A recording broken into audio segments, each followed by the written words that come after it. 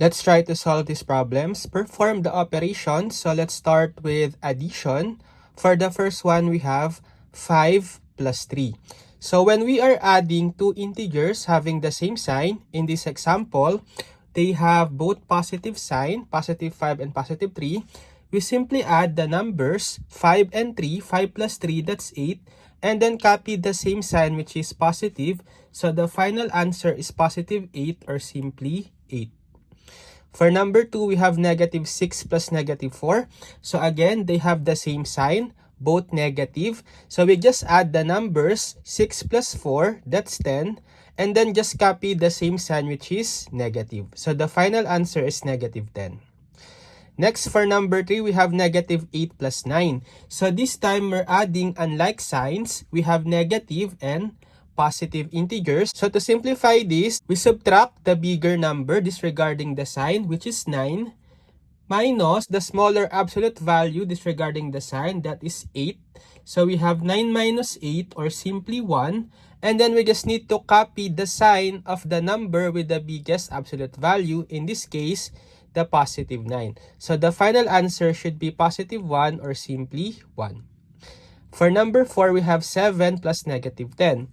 Again, we are adding unlike signs, so one positive and one negative. So you must subtract the bigger number disregarding the sign, that is 10, minus the smaller number, 7. So 10 minus 7, that's 3. And we also need to copy the same sign on the final answer.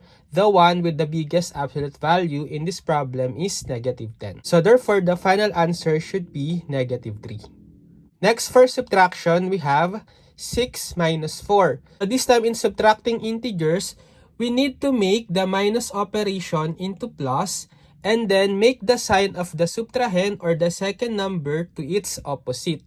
So since we have positive 4 initially, make the sign opposite so it will become negative 4. So we now have 6 plus negative 4. And then we can apply the rules that we had for addition. So we are adding this time unlike signs, one positive and one negative. So what we will do is subtract the bigger, 6, minus the smaller, 4, disregarding the sign. 6 minus 4, that's 2. And then copy the sign of the bigger absolute value, which is positive 6, right? So therefore, the final answer should be positive 2 or simply 2. Next, for number 2, 7 minus negative 3. So again, we change the minus operation to plus and change the sign of the subtrahend. So if it's negative 3, it will become positive 3. So we will now have 7 plus positive 3. This time we're adding like signs. So just add 7 plus 3, that's 10. And then copy the same sign which is both positive. So the final answer is positive 10 or simply 10.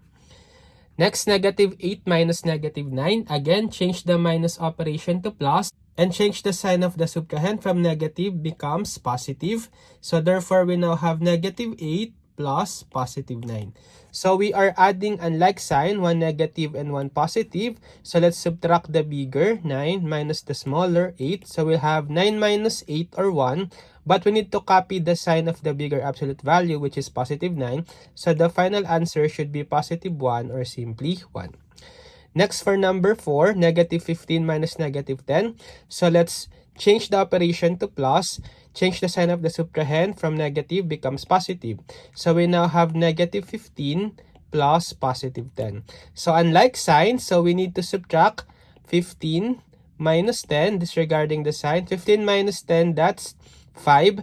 But copy the sign of the bigger absolute value, which is negative 15. So the final answer should be negative 5.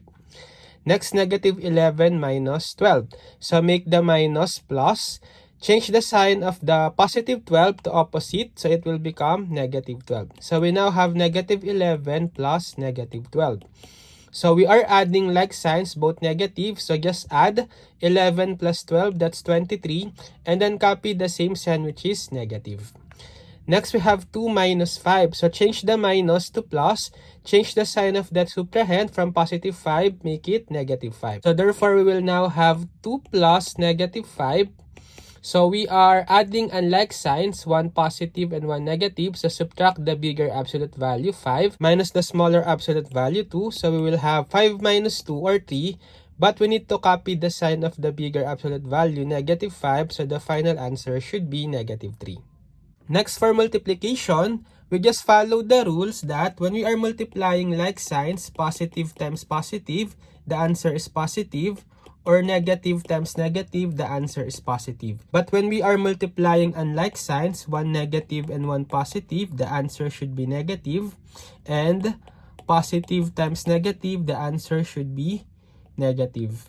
So for number 1, 3 times -2. So we just multiply 3 times 2. That's 6. Since we are multiplying unlike signs, one positive and one negative, the final answer should be -6. Next, -4 times 6. So just multiply 4 times 6 first. That's 24. We are multiplying unlike signs, one negative and one positive. So the final answer should be negative. Next, -8 times -7. So just multiply 8 times 7. That's 56. This time we have like signs, both negative. So the final answer should be positive 56 or simply 56. Next, 9 times 11. So 9 times 11, that's 99. They are both positive, so like signs. So the final answer should be positive 99 or 99. Next, for division, the rules is that just like in multiplication, when we are dividing like signs, so the final answer should be positive. So positive divided by positive is positive. Likewise, negative divided by negative is positive. When we are dividing unlike signs, negative divided by positive, it's negative. Positive divided by negative, it's negative. So 33 divided by -11, so we just divide 33 by 11, that's 3. And since we are dividing unlike signs, one positive and one negative, the final answer should be negative. Next, 27 divided by 3. So 27 divided by 3, that's 9, right? We are dividing like signs, both positive. So the final answer should be positive 9 or simply 9. Next, -125 divided by -5. So 125 divided by 5, that's 25. We are dividing like signs, both negative. So the final answer should be positive 25 or simply 25. Last, -40 divided by 5. So 40 divided by 5, it's 8. We are dividing unlike signs, negative and positive. So the final answer should be -8. Okay, now it's your turn. So try to solve these problems and just comment your answers.